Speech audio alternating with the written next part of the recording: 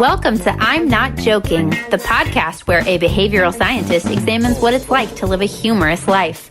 Glimpse into the lives of the funniest people in entertainment, business, and science as your host, Dr. Peter McGraw, explores their habits, motivations, and secrets to success. Get ready to fire up your brain and your funny bone. Now, here's your host. Welcome to I'm Not Joking, the podcast that looks at the lives of funny people. I'm Peter McGraw. Today's guest is Joel Stein. Joel is a professor of journalism at Princeton, but he's best known for his writing. I met him when he was a staff writer at Time magazine, but he's written for 2 television shows and has written 6 network pilots. He's written a book in 2012, Man Made, which he adapted into a film script, and his forthcoming book, In Defense of Elitism, Why I'm Better Than You and You're Better Than Someone Who Didn't Buy This Book, comes out in October 2019. In it, he documents the time he spent in Roberts County, Texas, which has the highest proportion of Trump voters in the country. Welcome, Joel. That was beautiful. Are people crying who are listening to this? Because I shed a tear somewhere in the middle.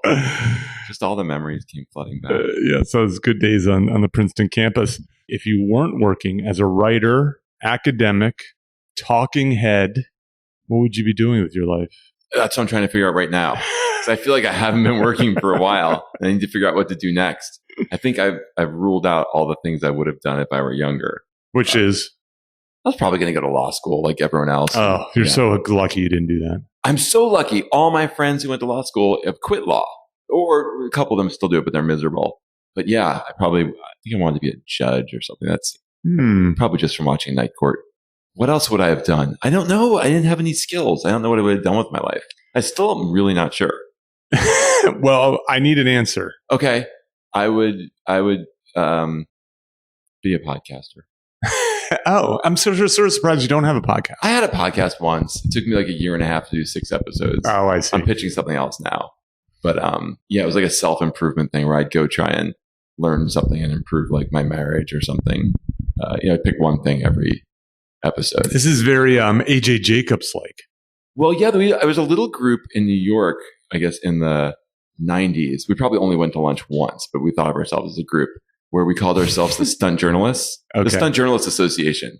It was me, AJ, who else was my friend John Sellers. I forgot, there was a bunch of people, some of whom you know, and we would talk about, exchange how we did stunt journalism. Yeah, so we all did the same thing. So AJ Jacobs, I met. He's the nicest man. He's incredibly nice guy. I'm not nearly as nice as AJ. And neither am I. No. So AJ Jacobs is a New York. As you can tell by the way I said no. AJ would never have said that. He'd be like, no, you are. Of course you are. Of course. Yeah. So we could beat AJ up though. That's the corollary. For sure. I met AJ working on the humor code in the same way I met you, or more or less in the same way I met you. And Did he interview you for it? Or? I can't remember. I think we interviewed him. Well, that's not how we met. I interviewed you. You interviewed me. AJ is so much more important to me. He has like a nice little cottage industry of article then book, where he puts himself in an unusual predicament. Yes. And then writes a book about it. I do article and then nothing. Article and nothing. Which is probably not as good. But you're funnier than AJ. So there you go. So yeah, so he, for example, he had a book. I think they changed the name, but it's like the Guinea Pig Diaries, where that was a collection, of stunts. Yeah, and he turns them all. The one thing we do that's similar is he sells them all as sitcom ideas, which usually don't get made. Although the Living Biblically got made for CBS, and they didn't make many episodes. Yeah, so he spent a year living by all the rules in the Bible. Yeah, and he has a new book. Or let's just promote AJ. Yeah. He has a new book called Thanks a Million. I don't know this one. Oh, I like this one. It's like put out by TED Talks or something. Literally put out by TED Talks. And he gets his coffee from this place in New York, Joe.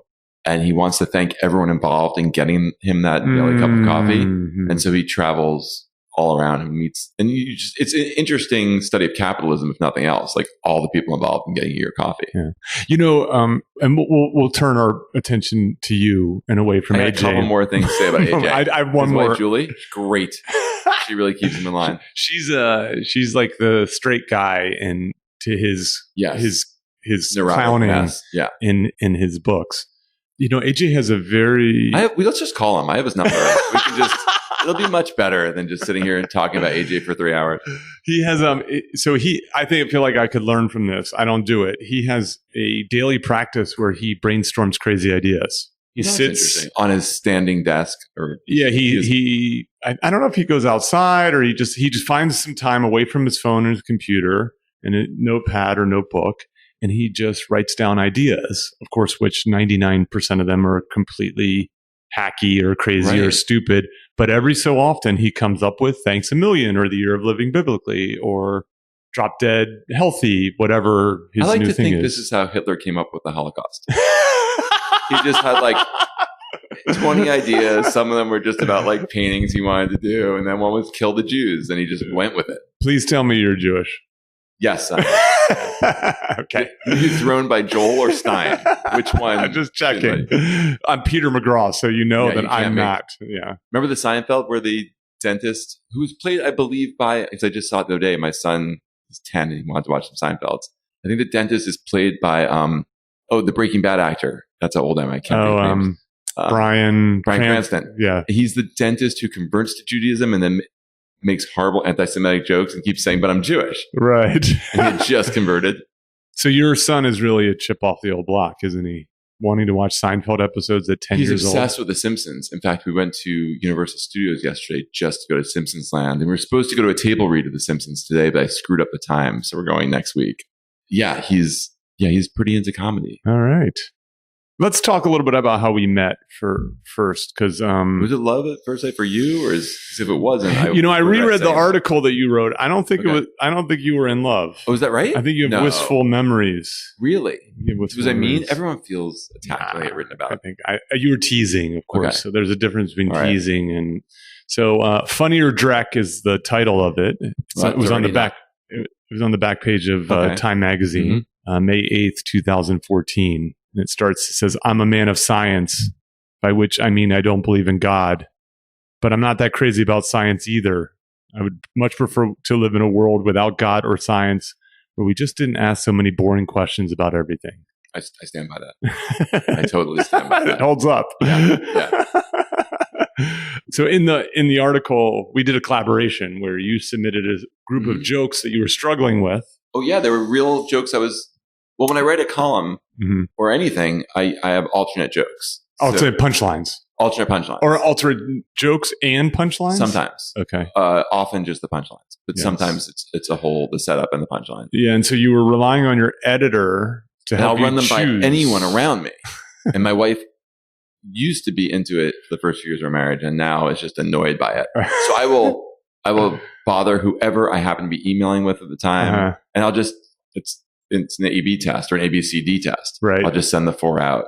And the nice thing about that system is it sometimes when you're typing them all the alts out, it makes you keep going.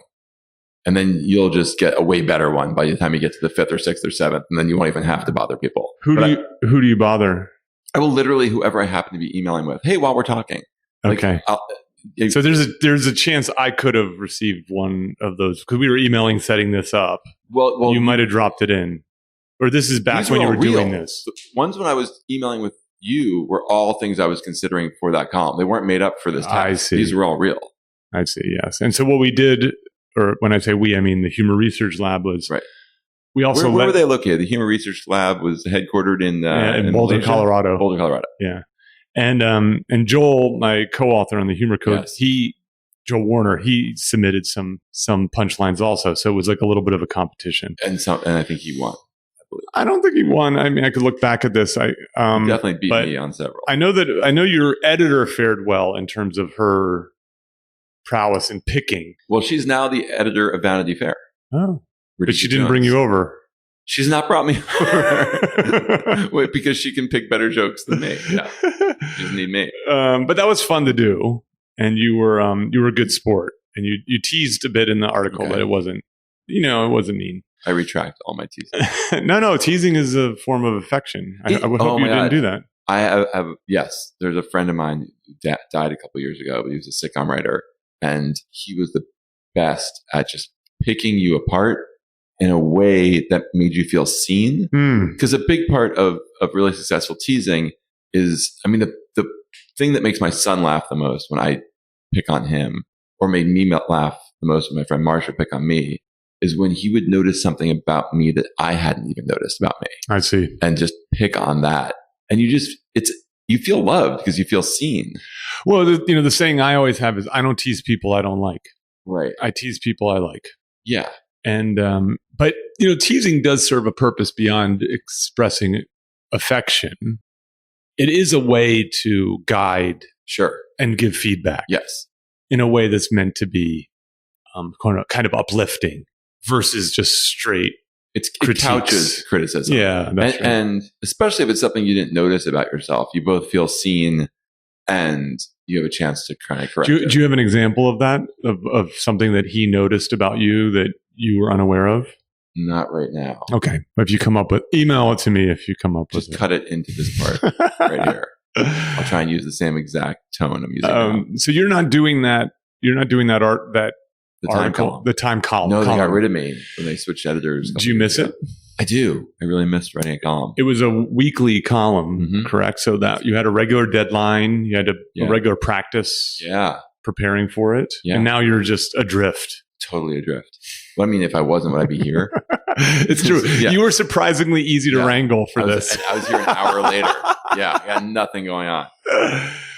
So we were talking about how your publisher is basically sitting on your book right now.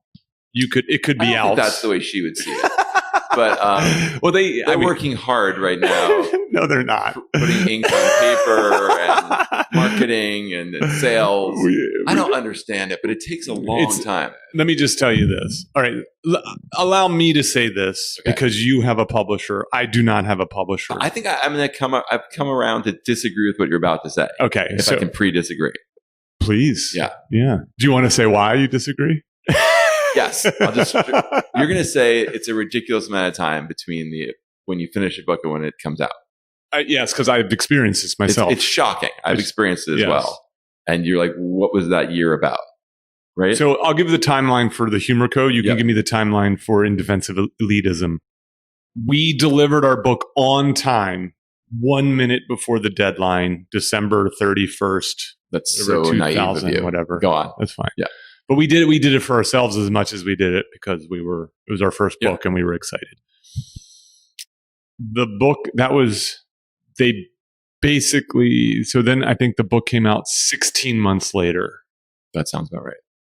Right. So including it being like more or less done for at least 6 of those months. Right. So we agree on the timeline. That's more or less the same for you. Yes. Okay. I now think that's a sane timeline. Tell me why, because let me contrast that with I'm now working on a book that I'm going to publish. I would call it a hybrid model. So I'm self-publishing, but I have a company that's helping me with the process in terms of like cover design, getting an ISBN, all these kinds of things. Right. Editing. So, and actually they're probably not the sales and marketing. They're not going to get into who's going to get it into like the Barnes and Nobles or the airports, or you're just going to sell it through Amazon. You mean the places that people don't buy books? That's totally true about that. But that's totally true. So it's not clear that I think it's unlikely it'll get into Barnes and Noble. Got it. It's a potentially airport book. And so maybe it has a shot for that place. But, the answer is it's going out on Amazon. It's going out on Audible. And it may or may not make it into brick and mortar. Got it. Which doesn't really matter. So, and I used to write a column for the LA Times every week in print, and I would write it. I would give it to them in the morning and it would be out in the paper the next day. Yeah. Oh, and just to finish my thought. Yeah. That book is going to come out almost the moment it's finished. Sure. Right. So I'm expecting early next year. Got it. Yeah. There's a lot of things, as you know, from any book that the publisher does. And those things, I think, just take a lot of time. More time than I would imagine. Hold on. But they don't, hold on. Let's stop for a second because they don't do that much more than this company that I hired. They do a cover. They design it. They get it registered. Right. But for instance, I had 2 rounds of three rounds. We'll have copy editing and fact checking. They're going to edit it. I'm going to fact check it myself. Yeah. I'm going to hire someone to fact check it. Yeah.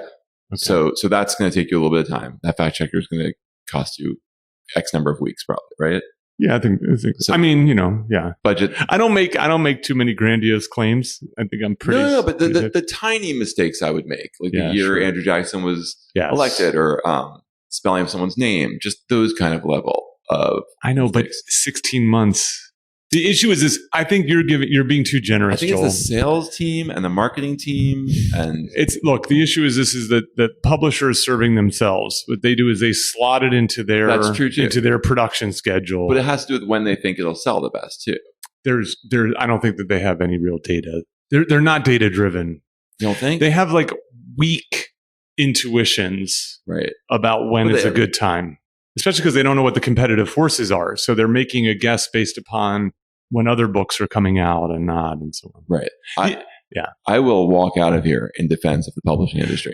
I will storm out of this podcast. We've got 16 minutes. This is still going to go up if you walk out of here. But I just want to. Of course, I have this perspective as a business school professor, which is anything that's been done a certain way for 50 years. Okay. Because of technology, there's a way to do it higher quality, faster, whatever that thing is, right? So you can look at, call it mattresses, call it taxi cabs, whatever those kinds of things are.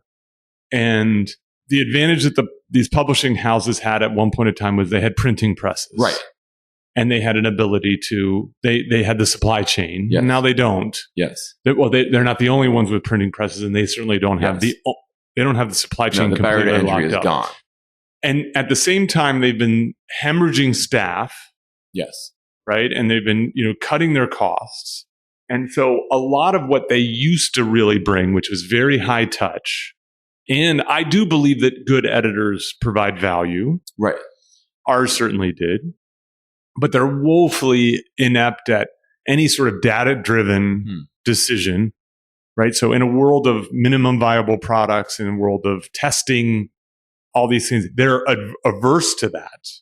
They don't like that. They like they're the auteurs, right. Who's like, this is the cover. This is the cover that's going to work. A lot of fights about that. Now, what if you said to them, okay, well, let's just run the study. And we'll just pick the cover that quote unquote sells best with our target audience. Well, how would you run the study? I could do that in 3 days. But just putting it online and seeing what people voted for, or how would you? You could do it. There's two ways to do it. So one is very clearly kind of very experimental and control. You get a panel of people that you pay for, which is what we did with your Time. Right. The Time article. You identify that them in terms of demographically, and then also psychographically to the best you can, of the type of people who are likely to buy your book, and then you randomly assign them to conditions where you give them a description of the book and you show them the different covers.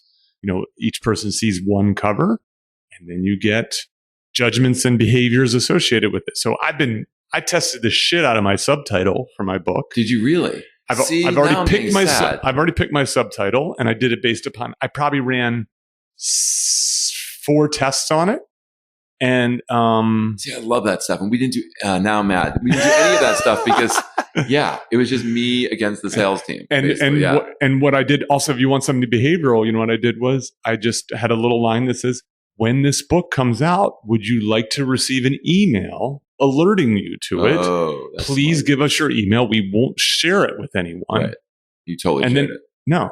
And then I have gave them all to me. I have a frequency distribution of, for each book, the number of people give me their email. Right.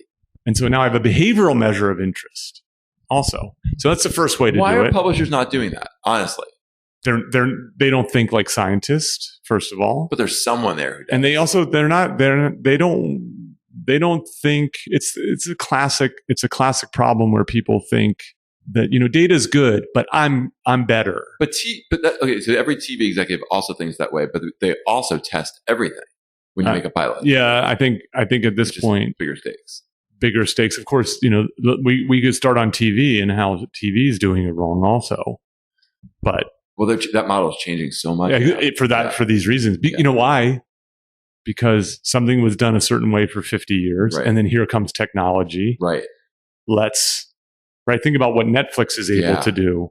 Netflix is able to decide what programs to green light based upon all the data that they have about what people right. So they don't need to necessarily make a pilot the same kind of way, or at least get a script in the same way. In the same process. So the other way to do it is to do something that's a little less controlled, but has more realism, which is, you buy Facebook ads or Google ads, and you have your picture, the different pictures of the covers, and you measure whether people click on those or not.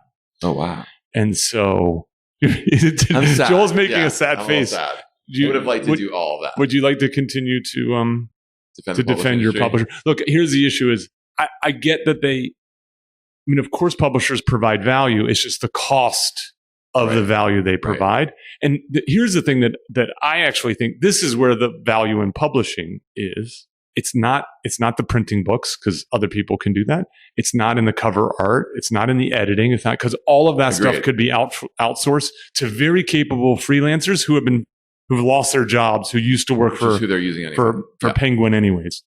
The value that the publishers provide is they will give you a risk-free loan. Oh yeah, it's not a loan. Well, they don't get it back. That's right. Yeah. So, they do under some circumstances. Yes, that's right. Right. So it's risk-free to the author, but it's highly risky to the publishers. Their value is their financial model, which is that there's a lot of people out there who are incredible writers who don't have a steady paycheck. Right. And they more or less cobble together a living writing one-off pieces for the remaining major magazines and newspapers and so on, and then having a larger paycheck for a book. And for the listener who's not familiar with this, it goes something like this. I write a book proposal. I wrote a book proposal. You have an agent. I couldn't get an agent for it. Too niche is basically what I've been told. They either want something that it's very likely to be broadly appealing, or they want you to have a big platform. So they want you to already have thousands of followers that will automatically buy the book. In which, of course, what I say is, if I already had thousands of people who would automatically buy the book, what the fuck do I need you for? Right. But in any case, it's classic. You want a publisher because you want a platform. Publisher wants you to have a platform in order to give you a book. In any case, if you're lucky, more than one publisher wants this. I'm acting like I'm telling you this, but I'm telling this to the audience. If you're lucky, more than one publisher wants it. They bid on it. So they write a number down on a piece of paper and they slide it across the table via your agent, so to speak, metaphorically. And then you usually just pick the publisher who gives you the most money. On occasion, you might give up a little bit of money because of something. We actually gave up a little money on the humor code because we liked our editor so much. And then our agent was very good and she got us to split the difference. You know what I mean? Let's cut the difference in half. So that money is yours. It usually comes in 3 or 4 bundles, right? So you get a check right away. You get a check when you deliver the manuscript. You get a check when the hardcover comes out. You get a check when the soft cover comes out. If that's 4, if it's 3, it's just hardcover. And then you pay back that loan with your sales. And then once you've reached that number with your sales, which 90% of books never do, then you start getting royalties, which is somewhere in the realm of, at least back then, 10, 15%, 25% for audible books. And then there's some, usually, let's say it's 10%. Then once you sell another 10,000 copies, it may bump up to 15 or whatever kind of thing. You may have better deals. So you're... No, I'm nodding because I never got anywhere close to getting those numbers. No. I mean, I didn't sell enough books to ever... Yes. Neither did we. Yeah. So the worst thing about the publishing industry is that assuming you don't make back your advance. Yes. At which point you would actually start making a profit. They send you every quarter. It seems like in perpetuity until my great grandchildren, I believe, will be getting these things that tells you how much you've sold and how far you are from reaching just paying back the advance. Yes. And and at some point, obviously, my first book's been out for 7 years. It's not really selling anymore, right? But Sure. I'm still getting these quarterly statements, and they're just mean. There's just no reason to send me this. That's funny. I don't remember. I don't get them. So you're so lucky. They come in the mail physically, like paper, telling me what a failure I am every quarter. So 90% of books don't. It's a hit-based industry, so 90% of books don't pay back their advance, and 10% of the catalog, probably 1% of the catalog, pays back all the advances and makes all the money for the company. Yes. Yeah, that's right. And so, or drugs, songs, whatever, drugs, prescription medication, and so on. So non-prescription drugs, non-prescription drugs is not a hit-based model. No. Yeah. They sell aspirin, right? Heroin's always a hit. It's always, yes, that's right. So the alternative model to this is instead of, if you can afford to live without the advance. By the way, it's so bad now. I know authors who don't even get the royalties anymore, right? So they sign a contract with the publishing company that's going to pay them $20,000 for this book, let's say. And even if it becomes a bestseller, they don't see another dime. But why? Because these people are so desperate for the advance that they give up the royalties. Oh, wow. Right? So it becomes... to get more of an advance. Either to get a little bit more of the advance. I would do that in a second. Well, because if again, 90% of books never... Yeah, I would take that gamble. Yeah, that's right. So whenever I sign a sitcom deal, I'm always like, I don't need so many points. Just give me more now. But I mean, of course, now if you are in a... I was willing, publishers listen up, I was willing to forgo a complete advance. Yeah, wow. For more royalties. Yeah, I want to work the other way. Of course. Yeah. We're in a different we're in different worlds. So I'm essentially doing that by working with a company to self-publish my book. So I pay them, but I keep 100% of the royalties for every book I sell. I'll make you that deal with my book. I'm not willing to be the bank. Okay. All right. Just give it a shot. Yeah. I understand. Look, I'm sort of surprised. This might be this is actually not a bad idea. Okay. So if you think about it, if the value of a publisher, someone's going to steal this and get rich. This isn't a genocide thing. No one listens, so it's fine.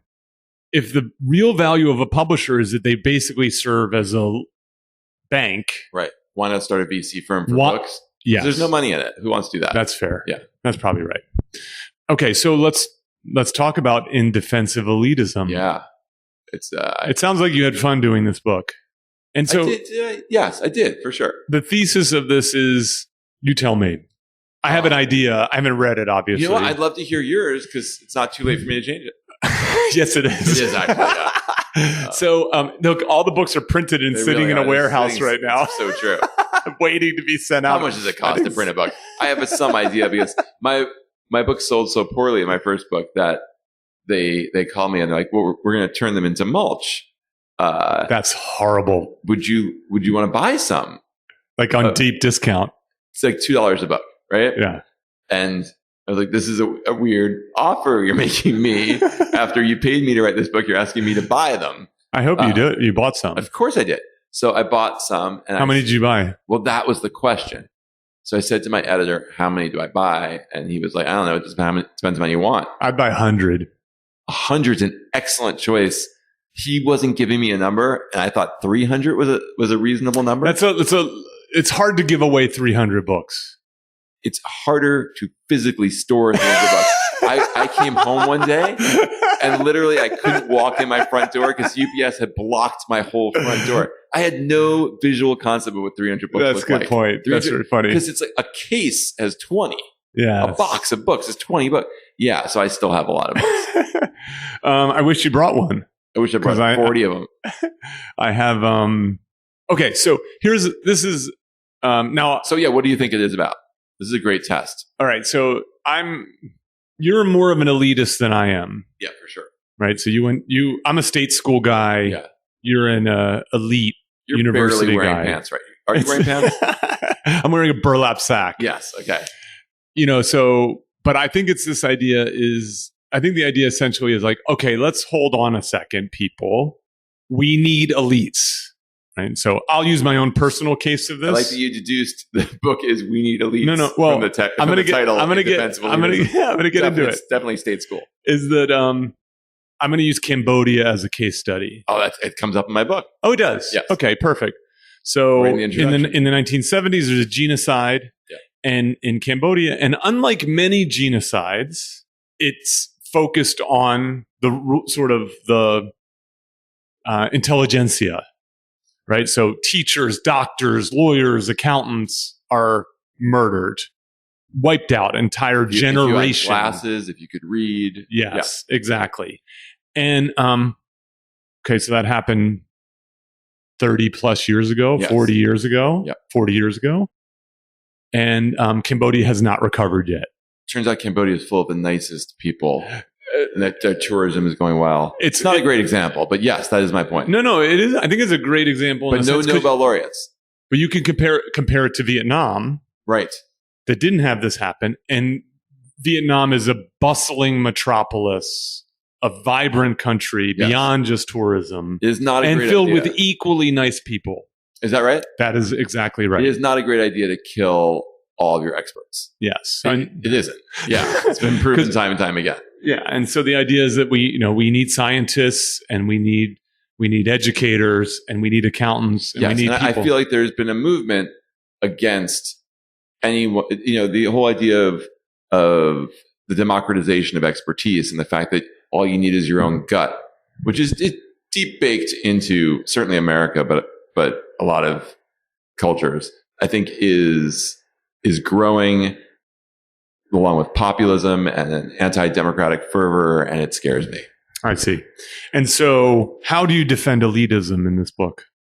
Besides pointing a finger at Cambodia and say, don't do that. It's mostly about Cambodia. Mostly it really focuses on the killing fields and the Khmer Rouge and Pol Pot. And it's funny. It's a funny book. And so I think people will enjoy it. I bet you, I know it's funny. I hope so. Yeah. How do I do that? Well, I went. I should ask this. Yeah. How did you, when you first started the book, how did you think you were going to do it? Oh, that's interesting. I thought I would just rant. And I thought, no, I thought I'd go meet. Because, what everybody loves is a rant. Is a middle-aged white guy from Stanford who taught at Princeton to rant. No one's hungry for this book, except, of course, people who buy books. That's the genius of this and the library book. So I thought I would go to places where people disagree with me, explain why they're wrong, and they would learn from me, and I would learn little homey things from them that you could put on a quilt in your kitchen, or not a quilt, but I don't even know what they call them, a doily. Yeah. And I'd learn some homespun wisdom, and we'd both come out the better for it. That's not quite how it went down. Okay. So instead, I went on. What I like to do is, even though I have these definitive thoughts in my head, I like to go places and meet people and mock them. So I went to I found the county in America that had the highest percentage of Trump voters. And I spent a week there. And then where did you stay? That was why would you ask that question? That was a real problem for me, actually. Well, because I'm imagining that on one hand, you want to make sure you're in a kind of comfortable spot. You're going to do some writing, and you're an elite, so sure. you want to. I see. No, I'm thinking about what I would want to do, right? Which would be can I find a nice, comfortable apartment or whatever kind of thing? But then part of me, what I would end up doing, the counter to that is, I need to live among the people. Exactly. I need to put myself into the shit. So I got so lucky because I was talking to Mayor Breeding, who's the mayor there, who also works in the breeding business. Sort of coincidentally, he breeds cows, and it's all true, in Miami, Texas. And by the way, that's not a coincidence. It's not a coincidence. There's research on this. Well, it's the same way Taylors are named Taylor. That's right. Yeah. And there's a joke about that. That was in my book. Okay. Because I was like, in the old in England, it was your last name of Mason or Taylor or torturer. It was a classic British last name. That's nice. Yeah. So I asked him where to stay, and he said that this is a very small town. He's like, I have a guest house. He did not, which is what I was hoping for. That's all I wanted on the ranch. But instead, he's like, you have to stay at the Holiday Inn in Pampa, which is quite a distance away from Miami. everything in this part of Texas is. Is this in West Texas? No, it's in East Texas. It's in the Panhandle up north near Oklahoma. As an aside, there's oh my goodness, there's a movie, a Jack Black movie. Oh, yes, where he plays like a funeral director. Yes. There's a scene, and it's done sort of Bernie, thank you. It's an outstanding movie, by the way. Very funny. Okay. It's filled with people who I can't tell if they're actors or if they were just locals that they cast in the movie. In any case, there's a scene in this movie, I'll put in the exhibits, where this guy talks about like the 5 regions in Texas. Interesting. And like Texarkana and West Texas. And he speaks it's a country. It really is. Yes, that's right. So I'm going to put that in there. So it's up in the Panhandle. Up in the Panhandle near Oklahoma. Very rural, very Christian, very white. Mm-hmm. Not poor at all. It's oil money. People and ranching. Both. Those are the only 2 places people work. Either mostly oil, but there's some ranching families. So people work on the ranches too. And he told me I had to stay in this other town, Pampa, instead of Miami, because every town apparently around there is a weird version of a Florida city. So instead of Pampa, I wanted to stay in Miami. And then I was looking online. I'm like, maybe as I booked my holiday, I was like, maybe there's someone Airbnb-ing something over there. And it turns out, I don't know why Mayor Breeding didn't tell me this, but there's like a B&B in the town. Oh, this woman who actually lives somewhere else, B&B's this place out. Now, I was the only one staying at the B&B, including the owner. So it was more like a rental house. Okay. But it was perfect. So like breakfast in the morning. Well, there was a woman who was going to come and make me breakfast. And she had a list of like ridiculous names. Like, do you want the yellow rose of Texas, which was just like fried eggs? Or and I was like, I can make my own breakfast and give it my own ridiculous names. You don't have to come here in the morning. But she did guide me through the town and introduce me to, you can meet, if a town has 500 people, you're there for a week, you can meet an enormous percentage of them pretty quickly. Yes. Especially if they're kind of eager. I mean, they don't like the media, but they don't get that many visitors. So they're kind of eager. Yeah. And you're a celebrity. I'm super. Yes, celebrity. I thought you were charming, but yeah, celebrity's good too. And so your goal was you'd both be better off for it, but you'd do more changing of their minds than they would do changing of your mind. Turns out they knew a lot about me and my elite culture because they have televisions and access to the internet. I knew nothing about their lives at all. So you learn more. I definitely learned more than they did. What would you take away from that you think like that really has had a kind of an effect on you?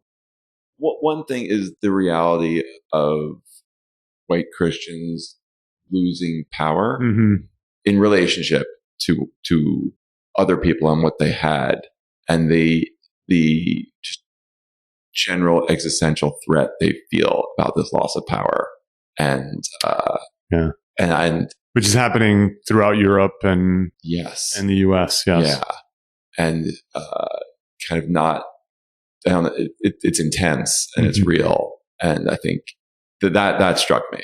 I can see that. And they, if you ask them like who's the most discriminated against group in America, they will tell you without irony, or they'll tell you white Christians for sure. And they don't like Trump as a person, but they use analogies. But he's their guy. Well, they use analogies like they feel like there's this is a disturbing analogy, but they feel like there's an insect. If you had a problem like cockroaches in your house, you would call someone to come in and get rid of them. And that guy would probably be showing the crack in his ass and be cursing and unpleasant. But if he can get rid of your cockroaches, he's your guy. Yes. And I think that's how they feel about Trump. I see. Look, I think one of the most fascinating findings in psychology, I learned about this early in my academic career, is what's called motivated reasoning.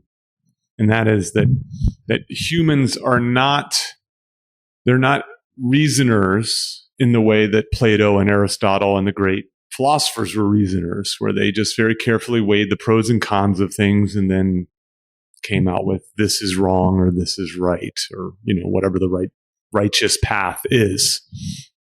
What we more are like is we have some desire for what the righteous path is, and then we're very good at arguing against the cons and promoting the pros. Right. in order to make a case for why the path that we want to walk is the one that we're the one that we're walking, or the one that we want to walk is the right one to walk. So I divide the book into the populace. Then I spend time with the elites. Okay. Then I spend time with the populist elites and the elitist populace. And when I spent time with the elitist populace, okay, wait, you need to define those things for the state school kid. Yeah, fair enough. Well, you get the idea of the populace. That's the Miami, Texas people. I spent a lot of time with them, and then I spent time with these secretive organizations that you can join, just clubs. So I happen to belong to a couple of those. So I wrote about that. But then I spent. What is an example of one of these kind of clubs? I didn't go there. But the Trilateral Commission, or I don't get the mailers for these things. Yeah, they're just like Bilderberg or like Davos, or I didn't actually go to any of those three. But I belong to a couple of them. So I wrote about that. I can get into that if you want. But I then spent time with I spent a day trying to be the mayor of Los Angeles. Eric Garcetti let me follow him around and try and make decisions to see how I would do. So that was my elitism section. Okay. And then for the populist elites. Yeah, what is that? So those are people who still believe. As an aside, I would have renamed all of these things. God damn it. Where were you? How would you A/B tested this, or what would you have done? Probably. Well, I do. At some point in the book, I figure out that it really is just boat elites versus intellectual elites. Okay. Based on something, this theory of the circulation of elites that Pareto came up with around 1900. But anyway, what I'm getting to is the populist, the elitist populace are the Steve Bannons, the people who are clearly from the elite class. Yes. All the people pushing Brexit, the Boris Johnsons. So one person I spent a lot of time with in that camp was Scott Adams. Oh, yes. The Dilbert cartoonist. Who's a big Trump fan and supporter. Okay. and sort of famously predicted Trump's win. Yes, exactly. And he is obsessed with what you were just talking about, which is cognitive dissonance. Mm-hmm. Oh, and what's the other one? When you find things to agree with your... Yeah, I call it motivated reasoning, but I know... Yeah, but... Yeah, so he believes that the mind is so faulty and so prone to those two things that this is very Nietzschean, but that the only perspectivist way to pick what you believe in is whatever makes you happiest and is the most effective at predicting the future. So okay, yeah. I mean, I could add some other. It's real nihilistic. It gets there is no truth real fast, and so therefore, Trump is great because he doesn't bother with truth. He just kind of points you directionally towards what's useful. Mm-hmm. I see. And so that's a real strain of anti-intellectualism, which is really what my book's about. Yeah, that's what I was saying when I was like, I could offer some alternatives to Scott Adams' view of this, which is a data-driven, scientific approach to making decisions. Right, but he just simply argues. But he can, and he can to some degree. I mean, the thing that's fascinating about motivated reasoning is that smart people are best at it. And so it's for example, very hard for someone to give up a theory. Oh, yeah. And so, especially if the theory's theirs, hence the Max Planck quip about science moves forward one death at a time. Oh, was he mad at Einstein, or what did he say there? No, just as older academics die off, so do their old theories, and it allows new theories to blossom because, older academics hold more sway. Just to be clear, though, you're advocating killing older scientists? I'm just letting them die is the difference. Oh, that's a very, very razor thin line, it seems like. Hey, I'm heading that way. So I'm, I have heard this. So, I mean, admittedly, this stuff's way outside my expertise. Me too. And even largely off my radar. But I have come across this notion of sort of, is it intellectual elites versus some other type, like wealth elites? I forget. Yeah, I call them boat elites in my book because as I was writing this book. What do you call them? What elites? I call them boat elites. How do you spell that? Like a ship. Boat elites. Yeah, they own boats, in my opinion. Oh, I see. And there's nothing worse than a human being that owns a boat. I see. I fully believe. I mean, literally, once they're so horrible that once they get 11 miles away from us, we let them do whatever they want. They're just, I've never met a boat person I liked. But as I was writing this book, there's all these. The Republicans have been running on anti-elitism for quite a while. But also the Republicans tend to have these, what I would call wealth elites, or you would call boat elites. That's the thing. So there was a couple congressmen running on their platform was defeat the elite. Yeah, put that on behind them, and then suddenly in Minneapolis, because it's probably a year and a half ago, Trump made a speech where suddenly he started saying, well, "Why did they get to be the elites? Like we're the elites. We have bigger houses. We have better boats." And they're like, "No, shh." Yeah, no. He's like, "We're and he went straight to the wealth thing, like immediately. Yes. And I was like, "Oh, this is the conflict between the intellectual elite and what I call the boat elite." Now, I think that's one of the fascinating things about certainly this two-party system has its flaws and fascinations. Yeah. I think that one of the fascinating things is the makeup of the Republican Party as sort of this weird cobbled together two groups of people, this, as you would call them, populists, the middle America folks, and then also these very wealthy, more libertarian minded, small government, no taxes, low taxes, they're getting kind of folks. Thrown out of that party. How is that possible? Because isn't the party still being, I think the party is still serving? It's still serving them. There's still tax cuts, and there's still these. Yeah, but I think it's all cracking. I think you felt it crack in England a little bit when those conservatives left Parliament over Brexit. You're seeing it over tariffs in America. Like, if you're a rich person, this is not what you want. Like, there's this whole populism that's happening that I think is fracturing the Bill Cristols who are leaving the party because it doesn't represent small government at all anymore. Like they're interested. Like, Trump doesn't care about spending. He doesn't care about the debt. He doesn't care about trade. I see. Yeah. So, to me, that's an interesting, partnership, so to speak. He doesn't care about free trade. He cares about limiting trade.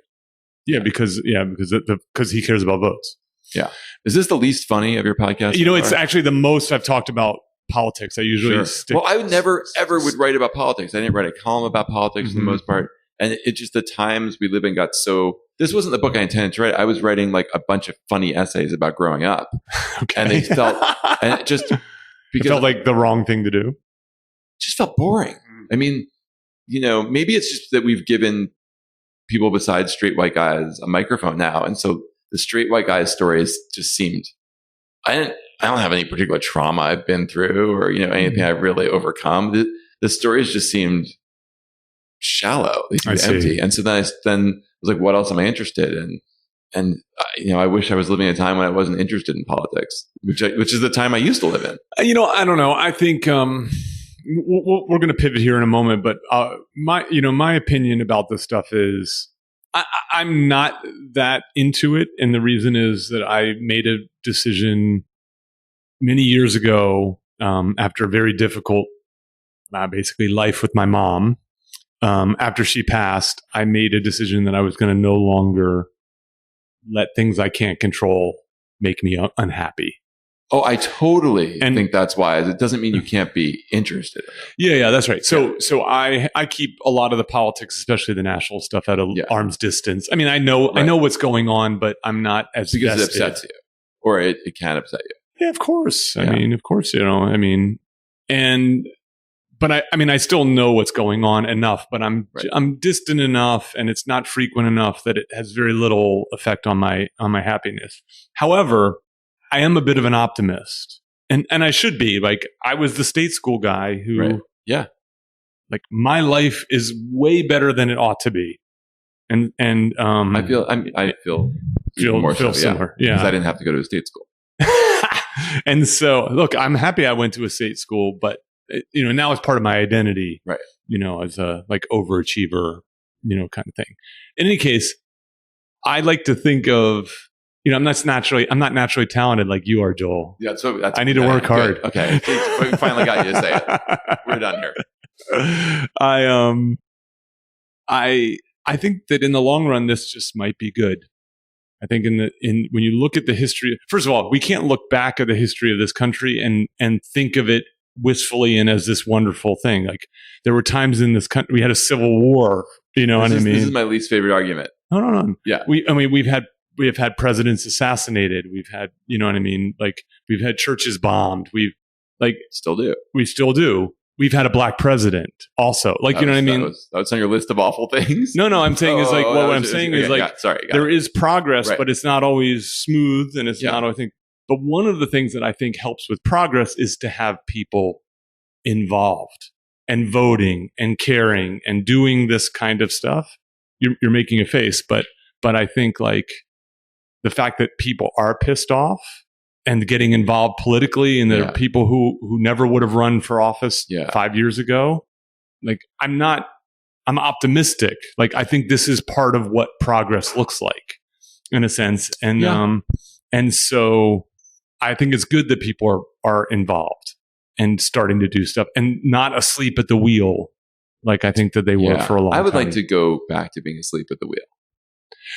But that was, okay, that's fine. But the question is where does the progress come from? Does it come from the times when people are asleep at the wheel, or does it come from the time when we're tussling and unhappy and having to march? And when, like, let's be honest, when do you find big change? Is when violence is happening. Yeah, no, I don't know. I think that our country was set up really nicely so that change happened maybe too slowly, but peacefully. Like, I don't know, gay marriage, we didn't have, not that there weren't Stonewall riots and stuff, but for the most part, that happened pretty peacefully. That did. Okay. I think there's a that may be the exception. I don't know. We didn't need another depression to get Obamacare. Like, there's incremental changes that I would like to see happen instead of revolutionary ones. I'm not a Jeffersonian that way. That's fair. But okay. But regardless of whether it's revolutionary, but in general, if people are actively involved in government and politics. Yeah, I'm by nature non-confrontational. So the idea that like you need a fight to get change, I don't love. Okay, well, I like a long meeting. Let me make the simplest argument that should make you happy, please. Which is, would we be better off if we could get everyone to vote? Well, that's the heart of my book right there. I'm not sure. The answer is yes. So there's a political scientist at Princeton who would argue the answer is no. I think he's a political scientist. Essentially, the idea doesn't matter to me as long as is that the average person doesn't know enough about policy to make good decisions when it comes to policy, and I think that's fair, and that's an argument for elitism. It's an argument for not putting Brexit on the ballot. Yes, indeed. Right. Now but the issue is we do need to vote. Like, the system is set up where the populace votes. And so my solution is you want more people voting, not fewer people voting, because at least it's the case that the votes are going to reflect the overall better than some haphazard gerrymandered, I don't know, view of I don't think I should be voting for you now that you've moved to California. Yeah, you're going to vote here. I'm not here long enough to do that. It's a horror show. First of all, we vote every 4 weeks or so, and we vote on 100 things. Yeah, I don't think that, including judges. Like, do none of us know anything about I think that's fair. And we vote on propositions that are confusingly worded often, and certainly are way outside of our bailiwick of understanding. That's fair. And so we get crazy things happening here. I mean, all of these things are designed either to dissuade voting or to try to alter it in some way. I mean, the fact is that I would rather more people be voting than not, given that we have a voting system. Would you want mandatory voting like in Australia? I don't know if I can answer that question, but if you... Are you in trouble with someone? No, I just don't know. My inclination is to say yes, but I don't know enough about the pros and cons of mandatory voting. If you forced me to answer the question, I would say yes. Okay. I did force you. No, I mean, really force me. No, I'm not doing that. Yeah, you can't. Well, you could, but you get in a lot more trouble. I feel like I'm just a self-critical person. I feel like you've had other guests and they're just funny. And all I did was like... No, I think everybody feels pressure to be funny, but you've already made me laugh out loud. So you can check that box. Done. Look, I think we're going to pivot here in a second. And look, I think you wrote a book about elitism. No, I did. You're right. I got used to this. This is like one of the first interviews I've done. So I think you're going to be tussling a lot with this book. Yeah. Look, I mean, I spent a whole chapter with Tucker Carlson. There you go. So I'm going to have to go talk to him again, I'm sure. Look, your subtitle, which was never tested, is Why I'm Better Than You and You're Better Than Someone Who Didn't Buy This Book. I like about your subtitle? You have the word you and you're in it. You have you and basically you in it twice. The word you. And that's good because I think it's a magic word. Really? Yes. People care most about themselves. I was at Universal Studios yesterday and in many tiny gift shops, because you exit through the gift shop on a ride now, which is so smart. But they sell all the keychains and stuff with your name on it. And it just struck me kids don't want keychains, but kids will buy anything and with their name on it. You should, that's the whole key to sales is put someone's name on it, right? Coca-Cola, yes, did bottling with people's names on it. Yes, that was genius. Genius, diabolical. And every salesperson just uses your name 100 times when they talk to you. Yeah, I mean, you give talks, right? So one of the things they teach you is it's not me, it's not we, it's you. What do you mean? Like, how do you use that in a talk? Whenever, if you're opening up with a question, the question's not how do we make the world a better place? The question is how do you make the world a better place? I, especially when I first started writing columns, I did second person all the time. Like by default, almost like I was Jay McInerney. And it is compelling. Yes. Like you're talking directly to the reader. Yeah. Indeed. And the reader cares most about Why themselves. are we doing that on the podcast if that's what we should be doing? We have not addressed the listener once. I have. You did? I did the little, I said, this is for the listener. Yeah. And I taught them about publishing. That's true. That's what people want. I break in every so often either to apologize to my listeners or to talk about something that, like to fill in some blanks. Okay. Oh, right. Callbacks and so on. But I think we should be saying you more often. It's like my equivalent of looking into the fourth wall. Oh, yeah. Is when I talk to my listeners. Oh, I like that. Yeah. Very Fleabag. All right, let's get funny then. So you taught a class on humor writing at Princeton. Nothing funnier than Princeton. Yeah. I only did that. That's funny because you mentioned it as like the main part of my life, and it was like a semester. And I was only there for it was 1 day a week of teaching and 1 day a week of So you weren't a professor of journalism. You were a lecturer in the journalism school. Maybe at best. Yeah. I'll amend this. Yeah, please. I was definitely not a professor. No. No, and it was exciting to me because I grew up right near Princeton. In Edison, New Jersey. In Edison, New Jersey. I didn't get it. And all I wanted to do was go to Princeton because I didn't want to go far away from home for college. Ugh. And plus, it's all I heard about. And I didn't get in. Uh-huh. And then they asked me to apply years later for this lecture thing. And I was so excited and honored. And I applied and they rejected me. And I was like, what? This is a thing you guys have where you ask me to, you're just rejecting me? And they said, no, don't worry. We just didn't have enough spaces. Just send it again for next year. Okay. Next semester, and we'll let you. And they rejected me again. And they said, well, 9/11 happened, so we're just being very serious. Please resubmit. And I was just like, this is like Charlie Brown and Lucy. But then the third time they let me teach. So it was all my dreams came true. So I have a very different experience with Princeton. Oh no. So I also grew up in New Jersey. I didn't know that. Yeah, I grew up in Willingboro, New Jersey. That's not a place. It is. It is absolutely not a place. What, Willingboro? Willingboro. You can't even say it. What is it? Well, we dropped the G from it. Willingboro. This is getting more ridiculous. The borough. We'd actually call it the borough. Well, every town in Jersey is a borough. So Willingboro, BORO. Where is that? It's exit 5 on the turnpikes near like Burlington, Mount Holly, Delran, Cinnaminson. Oh, Cinnaminson, I've heard of. Okay, so this is fancy Jersey. Hardly. Willingboro's nowadays a quite impoverished town. Oh, Cinnaminson's rich, right? Maybe. Cherry Hill's not far away. Moorestown's not far away. Yeah, I know those places. But so Willingboro is a town of was when I was there, bedroom community, about 30,000 people. Bedroom community of Philly or yeah, mostly Philly, but I guess people might go to Trenton or something like that. Would you go to the vet to watch games? Yeah. I grew up as a Phillies fan and Eagles fan. In the trowel? That was my favorite thing about going to the vet. I suspect I did. Oh, you don't remember that? No. Oh, it was amazing. We were poor. We didn't go to games. We watched them on TV. Okay, yeah. You went to the game. You got to their urinal system was just a trough, and it was just a river of urine. You joined. That's about as good as the team was. And so, did you ever? I went on. So there was an All-Star game in Philadelphia. I was working for Time Out in New York, and I got to cover it. and I walked onto the field. Okay. And I'd never touched artificial turf before.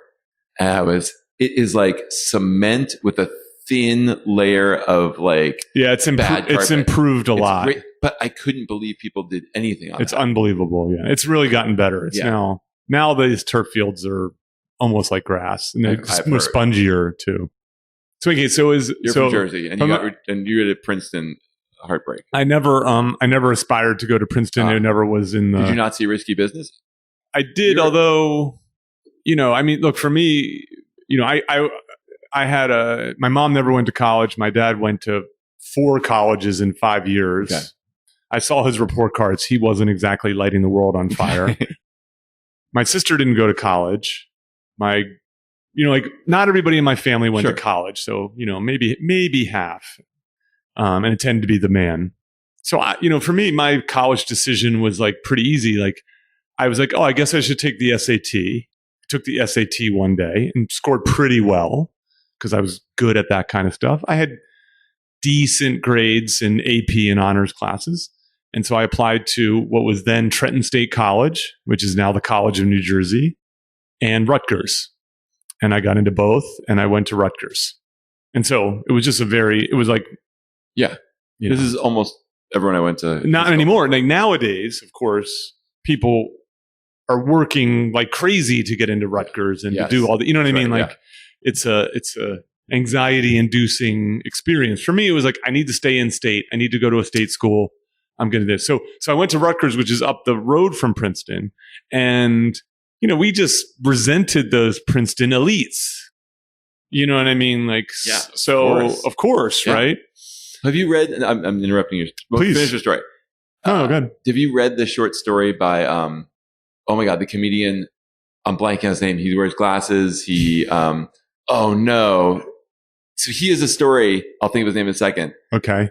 You know him and you like him, I think. But he has a story about going to Rutgers and dealing with someone on his computer. He's younger than us from Princeton and deciding to drive over to Princeton and beat the shit out of him based on all of that resentment. Is that right? Well, resentment. He's drunk and he gets in this horrible scrape and he beats up this guy. It's a crazy, hilarious story in a short story collection. Well, if we figure out who it is, I'll put it in the exhibits. Yeah, please. So there's something called the Canon Wars between Princeton and Rutgers. So this goes back to when both schools were private schools before Rutgers went land grant state university. Is this where they disagree about what big books they should read? No, they would not those kind of canons. Sorry, okay. They'd actually have these Revolutionary War cannons, and they would steal them from each other.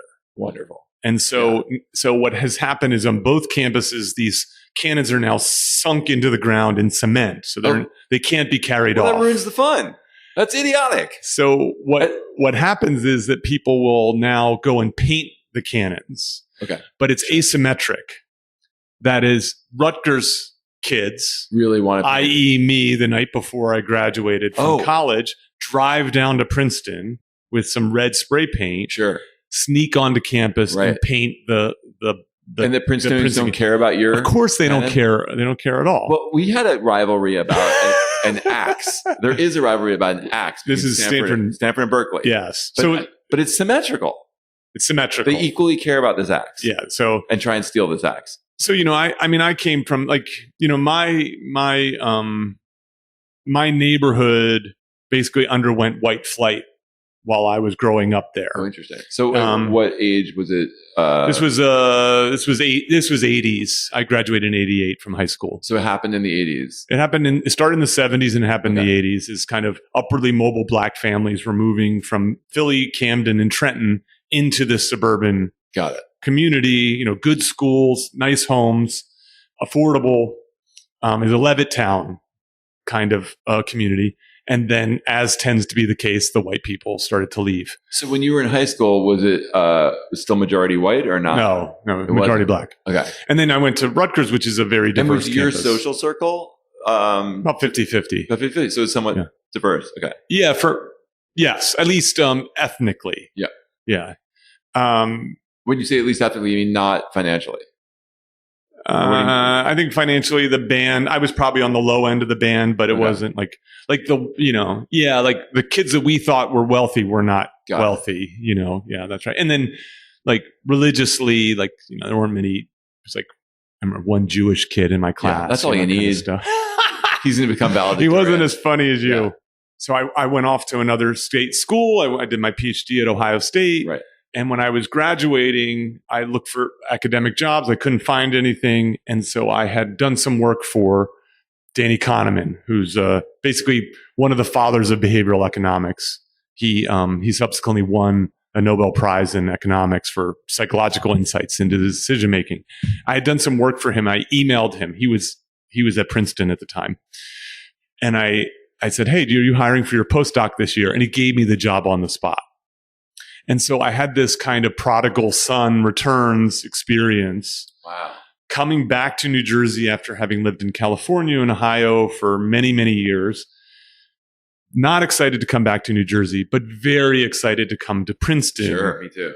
Because I was like, not only could I never have gotten in here as an undergrad, I had tried to get in as a PhD student and couldn't, and now they were paying me. Yep. So now I had this really fascinating realization, because remember, I was the guy who was like, oh, these stuck up elitist a-holes, basically, where I was so pleasantly surprised. Stuck up elitist a-holes. So I was so pleasantly surprised. So it's a very undergraduate focused campus. Oh yeah, which is interesting, right? Yeah, like it doesn't have a law school, it doesn't have a med school or a business school. Yeah, and I actually a lot of drunk kids. Yeah, and I coached there. I coached on the club lacrosse team. Okay, and I just had such a wonderful experience with these undergrads because they were whip smart. They really were, weren't they? And then they also played well with adults. Yes. It was a surprising thing. It's because that confidence that, yeah. I had coached prior to that at Ohio State, and then I coached subsequently to that at Colorado. And in both cases, the teams were more athletic. Sure. But I had equal success with these unathletic Princeton guys because they were so receptive to coaching. And I had this kind of pet idea, which is, to get into Princeton, you have to be crazy smart, of course.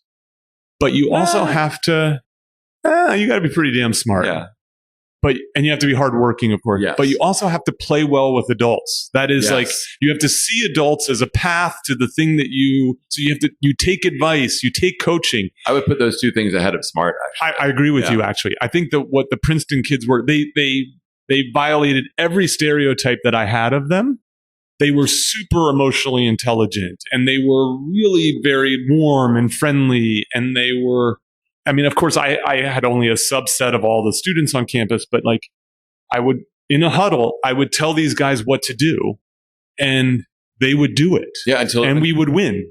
Well, until you prove it wrong, they're going to try it, right? Yeah. And in the data, it's crazy. They were 49th in the country the year before. They asked me to be their coach.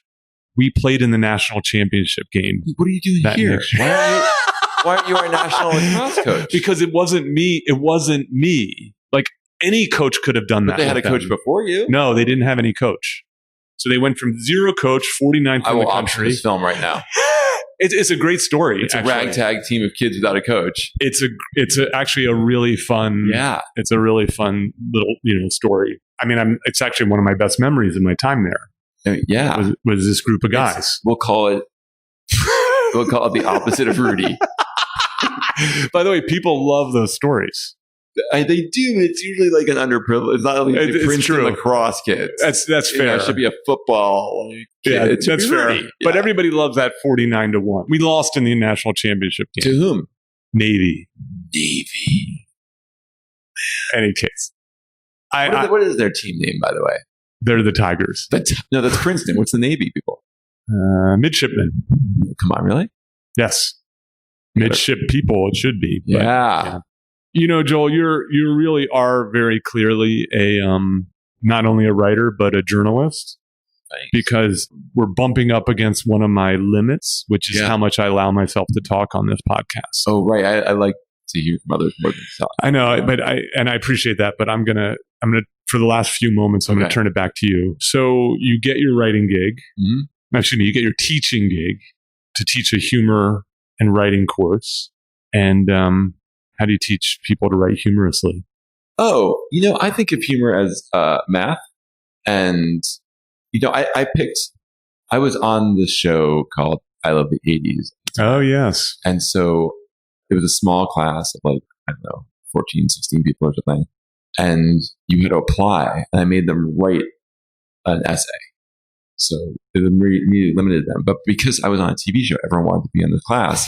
So I got 100-something people apply. So, and I could pick. And how many students were there going to be? 14 maybe. And so if you just pick the 14 funniest students, you now have had a successful class. And I did not do that. Maybe I should have done that. I picked the best writers. Okay. So I picked people who, for the most part, weren't very funny. That's smart. That's like picking athletes for a team rather than people who are good at the sport at the moment. Precisely. And I read about that. So yes. And I thought, my job is to help you become a better writer, because this is a writing class. Mm-hmm. Again. And I'm also going to teach you this skill of how to be funny that you will be marginally better at, and you'll know that you can employ when you need to. Because I do believe there are times when you are doing a disservice to a story if you're not funny. I agree. And there's certainly times when you're doing a disservice if you are funny. I mean, yeah. Look, people consume media to be entertained. Yes. Also, just, you can't write a story about, I don't know, George H.W. Bush barfing in Japan. And miss the opportunity for a quip. And not present it as something that was funny. Yeah. Right? That's not the experience of it. And so I think you have to know how to tell a funny story. So I did that with them. And I really think that a lot of joke telling, especially, is just math. It's just, how do you present the unexpected? Or how do you create the unexpected? And I just made them write a ton. I made them report a story, and rewrite a story every week. And I would just give them crazy. And that's hard for an undergrad to do. No, they're busy. They're first of all, they're trying to get laid. They're drinking. And the Princeton kids work hard, play hard. I have never seen a drinking problem as bad as I saw on the Princeton campus. It's what happened was play hard. F. Scott Fitzgerald still dominates that campus culturally. And then they had these eating clubs, and they let women in. And I think the assumption would have been that it'll calm it down. Yeah. Instead, the women just were like, "Oh yeah, we'll drink till we puke and get naked." The whole campus is just on Sunday mornings. The nurse's office is just like a rehab center. In fact, one of the kids wrote a story where she went on Sunday morning or Saturday night, where people go if they drank too much. Yeah. There's a whole room, like the chill out tent. It was they had a chill out tent, and she went sober. That's a fun idea. And they were telling her that she was fine. She's like, "No, I don't feel well." So she had to get through that. It was funny. Yeah. That's very funny. And so, can you give me an example of a lesson in terms of the mathematics of comedy? I know you only taught this class once, so I mean, I'm sure you taught the rule of three. Well, I'd be amazed if you did not do that. That's like day one. Yeah, I got it. Which you've already used once. Rule of three is annoying to me, and people bring it up sometimes. Well, you used it already in this podcast. Yeah, you use it, but I mean, all you're doing is reversing an expectation, right? It's like, I've set up a pattern, and I'm going to go against the pattern. Sure. And if you can set up a pattern as quickly as possible, it's efficient. So you set up a pattern of 2. But that doesn't mean you can't set up a pattern of 3 or 4 or 5 and then get your punchline. We were, before the podcast started, we were talking about my new project. And actually, the reversal is one of the lessons that I'm talking about. That's like Comedy 101. What is the reversal? In sitcom writers' rooms, they have all these terms. The reversal is just a reversal of expectation. You lead people one way and then you bring them back some other way. Which is what all jokes, not all, but a lot. Yeah, all jokes are just surprises, right? No. What else is not the case? You get so disappointed in me. Oh my God, that was amazing. God, just get out. It's not the case. So what is it? If it's not, no, I'm saying is to me, what else is surprise is neither necessary nor sufficient for. We've talked about this. Humor. This is all coming back. Yes. Yeah. though things that are surprising do tend to be funny. The problem is that things that are often offensive or scary also. There's different kinds of surprises for sure. So just creating something that's surprising is not always a good way to make comedy. Exactly. Yes. We talked about this. There's a safe zone. We haven't talked about it. You've told me. It's been 5 years, though. Yeah. Sorry. But I remember I was 16, hanging out with my friend Ross Novi, and we decided we're going to categorize every kind of joke. Oh, and we got one, and then we stopped. But I see it every so often, and I'm excited. We called it the dead bird genre. Okay. Which is, when you're like walking down the street and you see a dead bird, and then you pick it up and you start just kind of chewing at it and gnawing at it, and they just wind up eating the whole thing. So the idea is you pretend something is normal that is not normal. I see. It's everyone's experience when it is not. And we were going to do this for thousands of things, and then we didn't. That's really funny. So I'm glad you have follow through on other things in your life, Nope, Joel. none. I'm going to ask you a couple quick questions. Okay. Oh, as an aside, there's a dead monkey story that is part of the reason why the benign violation theory exists.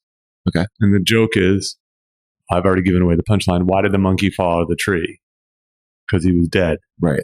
And so that's not benign. Thomas Veitch heard that joke and he said he laughed for like an hour. He thought it was incredibly funny. So Thomas Veitch was a linguist who basically did the really hard, heavy lifting that serves as a foundation for the benign violation theory. But he smoked a lot of marijuana. It's possible. He doesn't strike me as the type, but he it's found possible. that joke really funny. He found that joke really funny. He's a quirky dude. Okay. And so that's him trying to figure out why that was funny led him down the path that basically set up the bones of what we then kind of adjusted and tested to be the benign violation theory, which is, it's kind of, I won't deconstruct it all. But in any case, that your dead bird story reminded me of this. Speaking of subtitles, did the subtitle of your first book change? There was some... Yes. So originally it was A Stupid Quest for Masculinity. Yes. And then it became man-made, what is it, something about in which a dad learns to be a man for his son. I think you're the only person that's ever brought this up. I do my research. Noticed it. So, my book... Why did the subtitle change? The whole cover changed. The book sold so poorly. They tried to reboot it? That they rebooted it for the soft cover. Is that the phrase? Yes. Soft. The soft cover, we went to a whole photo shoot. I took a picture with my son. They could put a whole new subtitle on it. It looks like, they tried to create a second book to trick people. And forget the first book. It still sold horribly. It's still the same book. It was a sweet attempt on their part. And I felt so guilty about the book selling poorly that I was going to do whatever they said at that point. Yeah, it's worth a shot. This is going to sound strange, I bet, but like you've had like a really rich life. Oh, in terms of the sexuality. I don't know what your dating life has been like, but like, in terms of like you've done fun things. Yeah. Like being on I Love the 80s, it's work but fun, and doing your Time magazine. And, at the end of every issue, you had this sort of comedy focused column. You're writing books, you've worked on scripts, network pilots and so on. Like, I mean, how did this turn out so well for you? I don't know. I do know. I mean, besides you went to Stanford. No, I got particularly lucky. I got particularly lucky in Stanford too, but I got particularly lucky. There was a certain time in a certain place, that place being Time magazine, where I could be just 10 degrees outside of the box. Mm-hmm. That's not how boxes are measured. I could be 10 inches outside of the box, and which is a very safe distance, but still shocking to people. I see. Just something different. And it's before the internet. It's before people can just do whatever they want. And just fighting, just being a little bit of a punk in that system got me a lot of attention. And this guy, Walter Isaacson, gave me a lot of rope to hang myself with. And so I got a lot of attention at a very young age, at 27. I see. And I really exploited that to go try and, I didn't exploit it in a lot of ways I probably should have career-wise, but I exploited it as far as going and having adventures. I see. Yeah. Of a certain kind. And so I got to meet a lot of people and do a lot of things. Thank you for not using the word I leveraged this, because that's one of my pet peeves. Oh, really? You're against leveraging? It's just, I didn't leverage it. I would have used leverage, but I don't. I think I could have leveraged it better to get things in my career, but instead I just exploited it. Is that the word I used? Yes. Exploited it to, like, I realized when I first got to Time, even before I got the column, I was working in like little, people used to have front of the book magazine sections with like charts, graphs, and quizzes and funny things. And I love that stuff. And one of the first things I did when I was working in the section, I was like, for Thanksgiving, I'm going to call the most important people I can and see if they will trace their hand and draw a turkey on it. And we'll run them. And that was my overwhelming principle, that I was going to take whatever power Time Magazine, for instance, was giving me. Sure, yeah. And see if I can get people to do stupid things. Okay. So maybe that meant who's going to let me throw out a first pitch, or like, and I'll fly. I have the money, so they have the money, so I'll fly out to Iowa. Or I remember one of the first things I did, which was just a joke. This is when I really first learned that. This is your stunt journalism, coming out. But leveraging someone else's money and power. I remember early on, I said I wanted to get my own. What's this? The clean up the highway signs, billboards. No, like yes, support, adopt a highway. Adopt a highway. I want to adopt a highway with my name on it, and I hated the adopt a highway concept. I just thought it was the dumbest. It just really bothered me. I don't even remember why, but it was driving me crazy. And so I looked into it, and I found a sweet stretch on the 5 here, even though I was living in New York. And I was like, for 10 grand or 20 grand, I can get. Seems like a pretty good deal. You seem like a good deal, but for a joke in a column, it's like an expensive joke. Yeah, that's true. But all I needed was the no. So I emailed the publisher of Time Inc. who didn't really know, and obviously didn't know. It was a 20. So then, you don't even need to do it for the column. No. You just need to try to do it for the column. That was true with a lot of what I did. Yeah, it's good. A lot of it was just getting the interaction with Ted Turner to say no to me to something. Right. But that was my attitude. It's like, we're having a Christmas party for our little section. Well, I'll obviously be inviting, Time Warner's CNN. Like, and so I would send invitations to people just to get their reactions, just not even for a column, just for fun. But so I sent an email to the publisher, and I got a yes. And the next thing I know, I'm like sending out a $20,000 check and putting a name on it. Like, it got real. I was like, oh, these people will do. Like, I'm out partying in a whole world I don't even understand. Yes, that's right. And you can now to turn the volume up with these requests. Exactly. And then just kind of exposing that world and just learning about that world was interesting to me, just by pushing the boundaries of it. Yeah, fascinating. Last question, Joel. What are you reading, watching, or listening to that's really good? It's outstanding. Just one thing. Not the run-of-the-mill good, but the thing that you're like, wow, that's great. It's okay to say nothing. I'm super into right now. We know your son is into Seinfeld.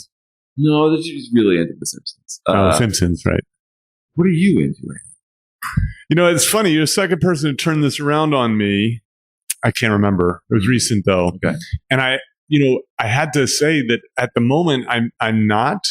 I've been listening a little bit to, so there's 2 podcasts that I've been listening to. The first one is Invest Like the Best. This guy, Patrick O'Shaughnessy. And it's sort of nominally an investing podcast. I'm not into investing per se. I'm a hold the world guy, so I don't ever have to make any decisions. I basically hold 2 mutual funds. One is a total U.S. stock market, and one is and the other one is a total international. Yep, also from Vanguard, and also from Vanguard. Yep. Or I think I never heard Hold the World for that. I like that. Is that Peter Bogle used that? Where'd you get that? I got it from my buddy Dan Goldstein, who he actually is a previous podcast guest. And then you hold them in percentage to the GDP. So basically, like, it's like 55% US, 45% world, or whatever. But doesn't that get skewed now? Because like all the US companies are basically global companies. Well, yeah. I mean, the problem is that the world and the US are so highly correlated. But you're better off having both than having just Google, one. You kind of that's international. Yeah, it's fair. So, but my point is like I just sort of. It's as broad a diversification in equities as you can hold. So I don't really do much investing. Okay. Like I just buy those things. Okay. So what's the other podcast? So he just has very, very bright, thoughtful guests and people I don't know or wouldn't normally listen to. And I always find myself going, wow, these are really fascinating ideas, even if I'm not always into the topic or anything. The other one is this guy, Ben Bergeron, has a podcast called Chasing Excellence. He is a CrossFit coach, runs a CrossFit gym, but is turning into a little bit of a kind of, he talks about a much broader set of things than just fitness. Although I consume it mostly for the fitness. Are you a CrossFit guy? I'm not, but I'm a fitness guy. Are you a biohacking guy? I'm a clean eating guy. Okay. So it's more about nutrition for you than. I work out. I work out nearly every day. Running or lifting or I do everything. You lift every day? No, I do a little bit of everything. So, here you go asking me questions again. So when I did push-ups today, I do. I'm still getting my feet kind of. I'm getting it settled in here, so I don't know all my things, but. In Boulder, a typical week is one day trail run, one day lifting, one day yoga, one day some sort of high intensity training, rinse and repeat kind of thing. High intensity training being calisthenics, 30 seconds on, 10 seconds off, whatever. Have you been hiking here? Not since I arrived, but I've done Runyon and I've done Griffith and I've done. I live right near Griffith. If you want to go on a hike, yeah, that'd be great. I find that the glimpse into the CrossFit world and the glimpse into like the very serious fitness, nutrition stuff, again, I find fascinating, even if I'm only doing, 50% of it. I'm just starting a biohacking story, so I'm doing that for the next 3 months. Oh, well, offline we'll talk about some of this stuff. Yeah. We need to wrap. This is great. Wait, but you didn't answer your question. I've answered it. Don't worry about it. Thank you. Joel, I knew this would be fun. Was it fun? Yeah, I had a great. Look, here's the deal. I had a great time. I had a good time too. So thank you for that. Cheers. Thank you for listening. Don't forget to visit petermcgraw.org for more information about our guest, show notes, and social media links. If you've enjoyed this episode, please subscribe,